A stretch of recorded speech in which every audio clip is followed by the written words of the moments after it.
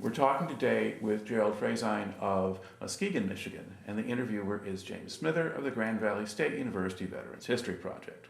Okay, Gerald, start us off with some background on yourself, and to begin with, where and when were you born?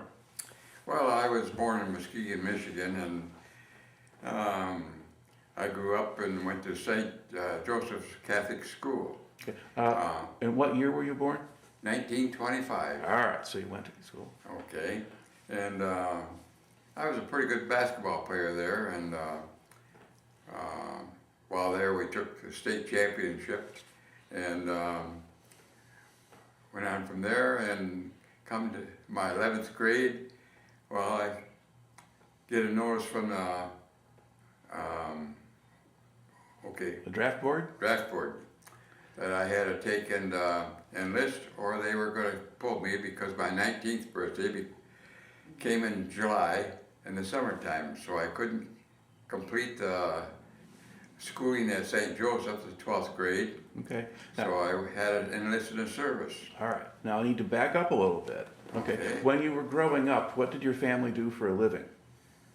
Well, if you remember right, the Depression was in 26 and 30. Well, you had the stock market crash in 29. Yeah. And then after that, things get bad for the next decade. So, And my dad was laid off a couple of times, and I was too young to work anyplace else. So I can remember delivering coal with my dad and going down to the surplus stores with a wagon, and we'd go down there because we had 7 boys in the family and 1 stepdaughter. So we went down there and got at Staples and took them home that way with the wagon. And the fact that then my dad went back to steady employment longer than about 5-6 more years. So that was pretty good. So now what kind of work did your father do? He was a millwright, and I worked during the summertime with regular water well drilling, and we were putting in at that time we were putting in all the wells for the CC camps all through the upper peninsula, all through the northern and lower peninsula, and I was delegated as some part of the cook and dishwasher at that time. I can remember taking trips from CC camp to CC camp and riding in the front of the well drilling rig, covered up with canvases and everything to keep warm. Because sometimes in them days they had to travel all night to get to locations because we was going so slow. But so that was what you did during the summers while you were in school? Yeah. Okay. Now, do you remember how you heard about Pearl Harbor? Just on the radio, I guess, and yeah, that's about all I could say. Words travel really fast at that time, yes. Okay. And then, now you were only 16 at the time, so you're not old enough to go in, but you wanted to, were you planning on enlisting after high school, or were you just going to Yes, I was planning to do that, yes. Okay. But instead you have to go a year early. Yep, that's right. Okay. Now, once you sign up, what's the process of putting you in the military? Do you get a physical someplace, or do they just send you to training? I went to, after I signed up, there wasn't very many days after that had a report to Great Lakes. And I was there for all through boot camp. I forgot. I think it was only about 6 weeks. Okay. Now, where is Great Lakes? Down by Chicago. Okay. It was just north of it a little bit, yeah. Okay. Because not everybody knows all of those things, so I get to ask. Yeah. Oh, okay. Now, what did your boot camp consist of? Well, physical training, and then a little bit of fundamentals of a little bit of everything else. And while in the boot camp, well, then you had your choice of what area you wanted to go into. So I wanted to go into the submarine service, but at the time they had enough people in the submarine service, so they said, we want you already in communications in the amphibs. So I went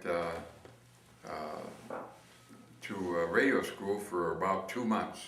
Okay. I think that's all it was. And where was the radio school?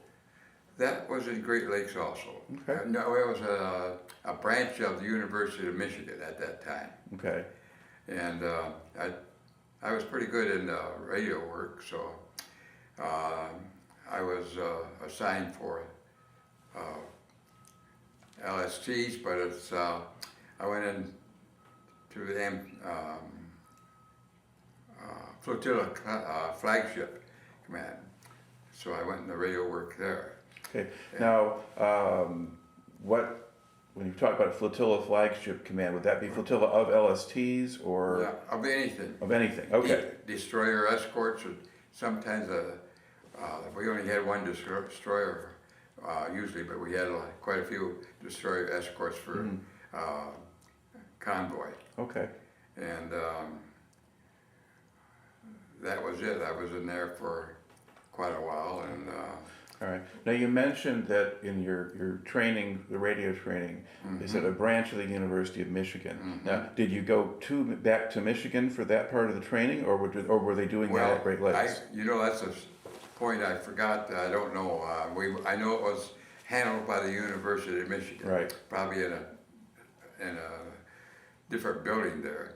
But I can remember going back and forth home every weekend, putting there and taking that old slow, what they used to call a milk train between Chicago and Muskegon. Yep. And well, it was, sometimes you'd start out at 11 o'clock at night, you didn't get there until 6 o'clock in the morning, because they'd stop every community and give mail and take, or milk and stuff like that. Okay. Now, while you were at Great Lakes and you're doing the training, I mean, would you go into the city of Chicago and do anything, or just stay on the base? Well, we just, once in a while you'd have leave, and then you go in there, and you take the loop there, and you had to remember where to get off and get on all the time, so you wouldn't be going up and down the rails so long. And I can remember that because I always used to buy about half a pound of hot pecans, eat them while I was gone, but they were really good at that time. Yeah. All right. Now, at what point now? So you do your basic training, you do your radio training, and then where do they send you? Well, then we went to, as a group, we went to Seneca, Illinois, where we picked up the LSTs. Then they formed the regular complement for each ship, and that's how I got on the LSTs there. And then we took it all the way down to the Gulf of Mexico. Okay. And now, what do you remember about that trip? That trip was sensational because the pilot wasn't very darn good on it. We hit a doggone barge, and we hit a bridge, and so they were starting to put them up, the insignias on the conning tower before we got out of the United States even. Yeah, and we hit the Gulf of Mexico, and we just started in the Gulf, and here we got a warning for a hurricane coming in. And I was on watch naturally at that time, and I can remember I never got so sick in all my life. Yeah. So we rode out the hurricane, but okay. Now, what is it? Describe for somebody who isn't very familiar with it. Describe the LST physically, and then what is it like to be on one in a hurricane?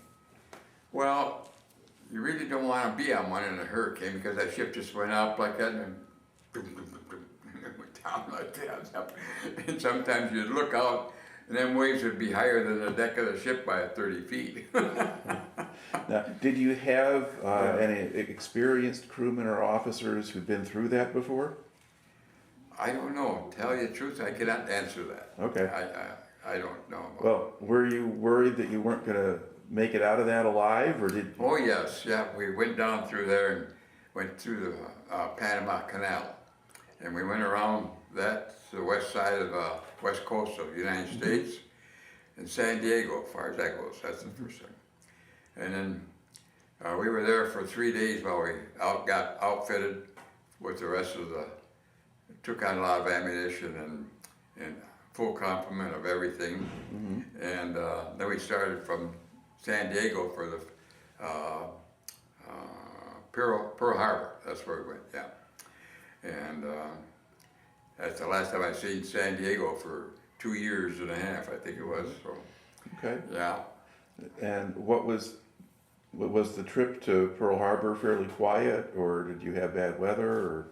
Well, it was kind of raw yet. You could see the damages and everything of war, naturally. But yeah, we were there only for, I think it was about 4 or 5 days, and we took off for one of the, I don't know where we went the first time. I can't remember that. Okay. On that first voyage across the Pacific, did you cross the equator? Yes, I think we did. Okay. Now, what happens when a ship crosses the equator? What do they do on board the ship? Well, it's varies, I think, because you got some people with good imagination, and you got some other ones with, in other words, imagination runs rampant at that time, and whatever they can think of, well, that's what they employ. Okay. But for someone not familiar with it, I mean, what happens, or is that called a King Neptune ceremony? Well, that's why I say you got so many different IDs. I don't know. I can't remember them all, but everybody came out of it alive anyway. Okay, so it's kind of like a hazing. Yes, that's what it is. Okay. Genuine hazing. All right. I think it's a little bit, well, I know I was going to say a little bit stronger than your college's hazies, but I think that varies too, according to how many people they have on board that's just crossed up for the first time and stuff like that. Okay, and sometimes they give, and you've got a certificate there. Is that the one from your first crossing of the equator? Yes, it is. Okay, so there they were organized enough to hand you a document. Well, I don't know when I got the document. Okay. I can't tell you that, but it might have been a year later for all me. All right. Okay. Now, in the big picture here, about how many trips do you think you made back and forth across the Pacific? Well, like I told you, we crossed, our ship crossed the equator 13 times. Okay. And I went to so many islands that I can't even remember them, really. Okay. Too bad I don't. I'm pretty sure I gave that, of course I don't want to probably put it on your documentation here, where I kept a track of all of our destinations, and I put the dates down. And I think you're safe now. They won't come after you. So you had that, and you'd given that to the LST Museum in Muskegon, correct? Yes. Yes, okay, so we've got the logs there. I All hope right. so. Do you remember if you went to Australia? No, I went down close to it, but I never got to Australia. Okay, did you make it as far as Guadalcanal or the Solomon Yeah, Islands? I went to Guadalcanal just for a previous one landing, I think it was, but not for the initial invasion. No, well, that might have been, well, that was a major kind of supply base, and so you Yes. might have loaded or unloaded there. Yeah, Okay. yeah. But you were involved in some of the later campaigns in the Pacific. So you went to Leyte in the Philippines? Yes, Leyte was our third or fourth landing. I mean, wartime landing, I should say, in the first wave or second wave. And our Leyte is where we encountered suicide boats more than anything else. And we had our fantail damaged with a suicide boat. I was on watch again at that time. And I know I was knocked up in the air about 2 feet and came down hard, but we only got our damage on our fantail, but we had it taken, set there for 3 days, I think, while the divers were trying to straighten the shaft and fix up our rudders. Okay.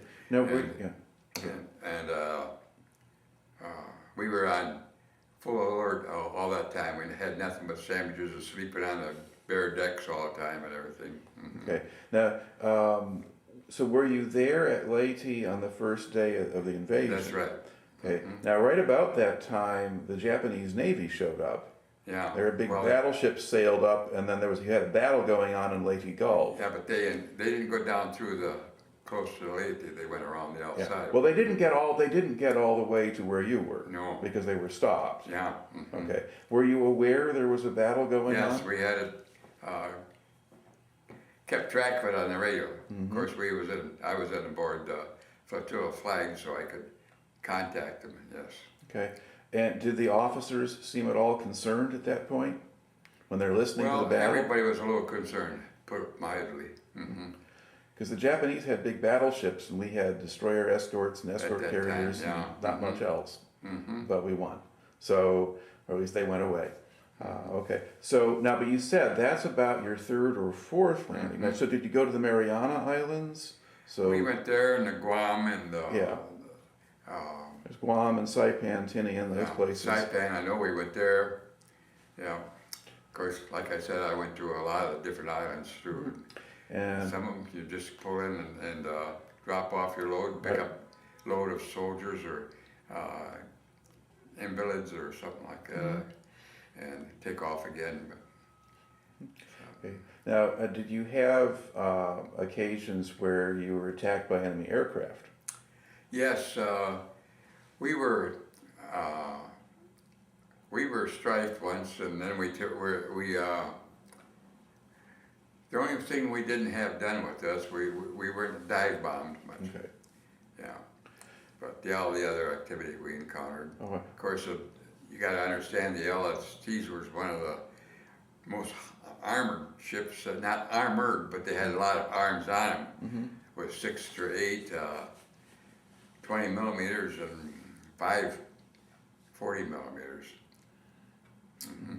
But you could also be targets for kamikazes because you're carrying yes. troops and equipment. Yeah. All right. And did you see many of those? Well, the 3 I seen, we shot down 1, I think, or 2 out of the 3, and you could see that going out in the flames going out, just missing our convoy right over the tops of them. So, yeah. So your ship was never hit by them? Nothing no bomb whatsoever, or artillery fire, no. Okay. We were fortunate. All right. Did you have problems with enemy submarines? Yes, we had at 2 different times we had a submarine on the outside of our convoy trying to shadow us. And of course I knew that again because I was in the command location. So, and that's how I knew about that, but I don't think 90% of the people in the convoy didn't know about it, yes. Okay. So they didn't No. hit anything with a torpedo or anything like that? No, we never lost a ship on the convoy, any convoy. Although we did have to have one time we had to have drop off one ship because of engine trouble. So I do not know what happened to that ship. Okay. Now, as you're spending 2 years or more going back and forth different parts of the Pacific. Were there places where you went on shore with any regularity, or? Not regularity. Okay. No, I never encountered that, but every once in a while I'd go ashore anyway. 2 or 3 different times I think we did. And do you remember where you went ashore? No. Okay. No. Because there were different bases where you would load up, but they were relatively safe that you might have gone to. But anyway, so it doesn't stand out. No. Okay. Yeah, it's getting to be quite a while since that activity for my brain to keep track of it. Sure it is. Okay. Now, when you're on one of these convoys, what was your regular routine? What would you do during a day? Well, I think sometimes I would take and do a little bit of quartermaster work, as well as radio work, because they tried to install that in you when you were training. But the activity, what was that question now? Well, what was a typical day like for you? Well, what was I going to say about that? Well, how long were the watches? I mean, if you had to be on duty, how long? 4 hours on, or if you had a split watch at night, they call it I don't know, It was a 12-1, I think, and then 1-2 was a split, I think, if I'm not mistaken. And all the rest of them are 4-hour watches on. Unless you had general quarters, then you just were there until the end of it. Okay. So for people who don't know, what does general quarters mean? That is when your ship comes on to full alert and everybody's manning their posts or firing posts, you might say, or duty posts. Okay. That would be the word to use. Now, did you have a duty post other than being on the radio? We were trained. We were trained to handle the 20. Our crews, radio work, was trained to handle the 20 millimeters, and I had shot quite a few 20 millimeters. Yes, I never shot a Beaufort 40 because of the fact that it's usually automatic anyway. You just had an aimer, and then got another guy with a loader, and you had passers and everything. Yeah. But the 20 millimeter you would actually handle and move around on the up and mount. down. Yeah. I was pretty good on them because I like the duck shot, duck shooting too, and I could lead it pretty good. Now, would you train on that while you're sailing periodically, go and fire the guns or things like that? You were trained on it when you were traveling from one place to another place, and sometimes they'd come along with a plane pulling a target? Target, like you were supposed to shoot the target, not the plane. Okay. All right. Now, did you get to know some of the men in your ship's crew? Oh yes, quite a few of them, but I would have to lie to tell you their names now today. Okay. But do you remember things about them? I mean, did you have the same captain the whole time, for instance? No, I did not. We did not. Okay. Because of the fact that there was something going on between, I don't know what it was at that time, but yeah, we changed captains, I think, once or twice. Yeah. And then we changed lieutenants or second, what do they call them, junior officers. Yeah. But we traded that three times, yes. But I don't remember hardly any people aboard ship anymore. I don't know their names. I know that we had an old man, what they call an old man. He was 39 years old. Yeah. Of course, probably about 85-90% of everybody that was aboard the ship is dead now. So. Now, were most of the crew sort of 19, 20 years old? Yeah. Yes. They were. They were 19 to 22 at the time, most of them. Okay. Yeah. Because this was a little bit later in the war too. All right. Now, the Navy at this point was also segregated. They didn't have a lot of black sailors. No, they didn't. Were there any on your ship? I don't think so. Okay. No, at that time. There was, they it was were- a little bit later, but not then. Okay. Because they were normally only cooks and stewards and things like that. Yeah, the black people, or people of color, I should say, probably, they really didn't get into the service until probably about 45, more or less, 46, they got into it better. Yeah. Well, you had a lot that did things like unload ships and that sort of thing. So you had them. Oh yes, everybody got into loading and unloading the what do they call them, food supplies and ammunitions. Yes. Okay. Sometimes you sweat so much you're swimming into your clothes. All right. And now the LSTs could go right up to a beach and open up the big doors on front and unload. But did they make you do that too? Did you have to help unload, or would you just watch? Well, I think sometimes I did get into it, loading and unloading. Yeah, that's LST's got that big stern anchor. You know, they drop it at 100 yards before they hit beach. And they had a steel hawser about that big around on a huge drum in the stern. You ever been on one? Yeah. You know what I'm talking about then. Yeah. Well, I haven't been on one that was moving. Just the one in the harbor over here. Okay, and let's see. Now, did you ever get to stop someplace long enough for some kind of R&R, kind of, or just to watch movies or anything else? Never did get off the ship and spend more than a day or 2, 3 days at the most at that port, and then you only got one, more than likely, you only got one time ashore. Mm-hmm. Yeah, no. Fact is, one trip we took, we were 21 days, we didn't even see land. So, Now, until it was time for you to go home, did you ever get back to the west coast of the U.S.? no, Okay. never did. Did you get back as far as Pearl Harbor again before that? No, never Okay. did that. So you're really going north and south in the Yeah. western Pacific between our bases and the places where the fighting was Mhm. going on. The only time I hit Pearl Harbor is going and coming. Okay. All right. Now, when your ship was involved in landings in different Mhm. places, now were you normally on radio watch for those? Oh, that's definitely, yeah.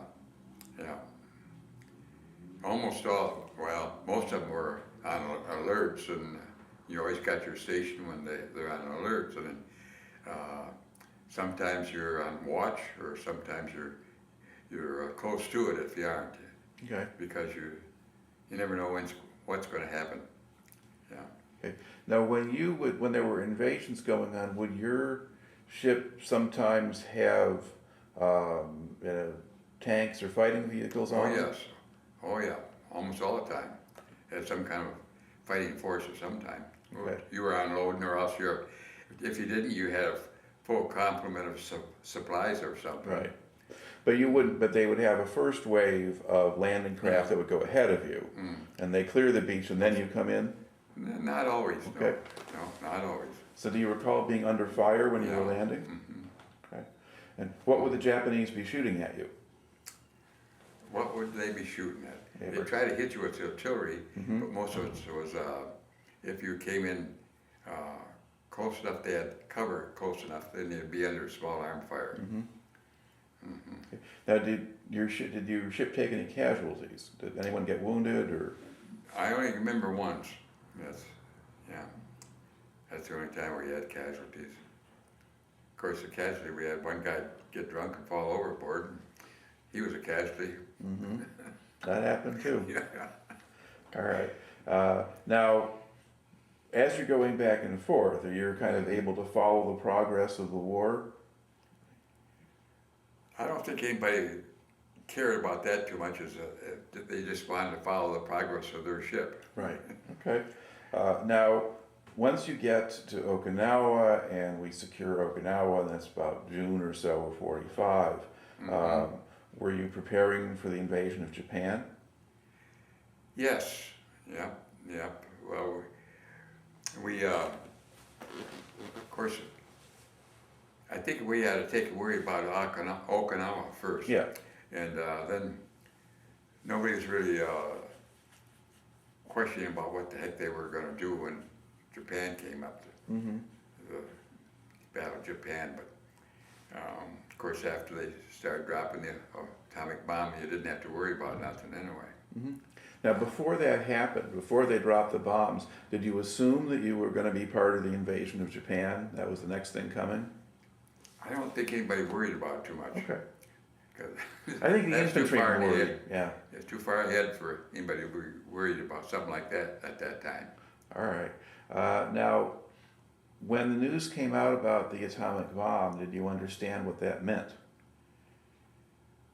Well, I think everybody did, because the casualties were so great when they started dropping them. Of course, what they were going to use 2, I think, wasn't it? Right. Yeah.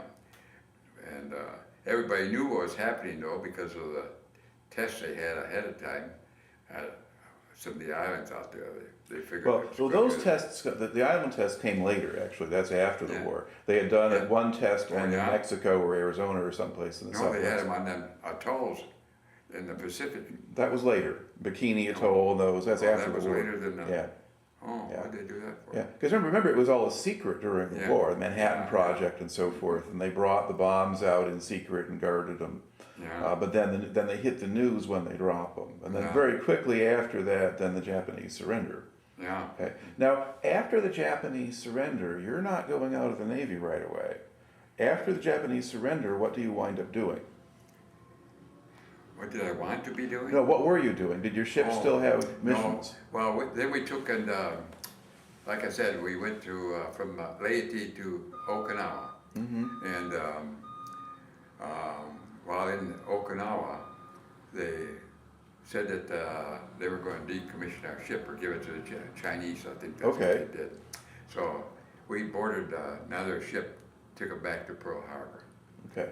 But I cannot tell you what that other ship was. I don't even remember that. Okay, but you think you didn't get discharged until 1946. Yeah. So I'm wondering, in the months then that you're still in the Pacific after the end of the war, were you taking supplies? They shipped us back to from Pearl Harbor. We went to back to San Diego again, I think it was. Okay. And from there, we took a train all the way across over the Great Lakes again, I guess. And that's where we were discharged. Okay.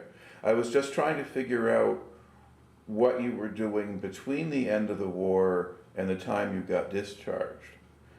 Were you still just sitting around? Okay. In a Great Lakes. I think it was only we went out, got through the I don't know what you call it, declassified or status. Oh, discharge. It is a process. Yeah. Okay. Yeah. It didn't take very long. Okay. I guess I was trying to ask about what happened before that. If there are several months after the end of the war, so the war ends and you're out in the Pacific. Yeah. Well. And then did you just sit around somewhere? No. Or was it pretty soon? We went right from Okinawa aboard another ship. Okay. And they were bound for, I don't remember, Pearl Harbor, I think it was. And we went back to Pearl Harbor. So it may not have been too much after the end of the war when you actually got discharged. Yeah. Okay, so you might have gone out a little bit earlier. Okay. But anyway, there's nothing really that stands out in your memory about that time. No, okay. Now, once you got discharged, then what did you do? It wasn't long after that. I was going with this woman, Virginia, my wife, and before I went into service, I started going with her. I think when I was 10th grade. So when I was going to 11th grade, I intensified the meetings with her, or going dates with her, and so when I got out of service, it wasn't long.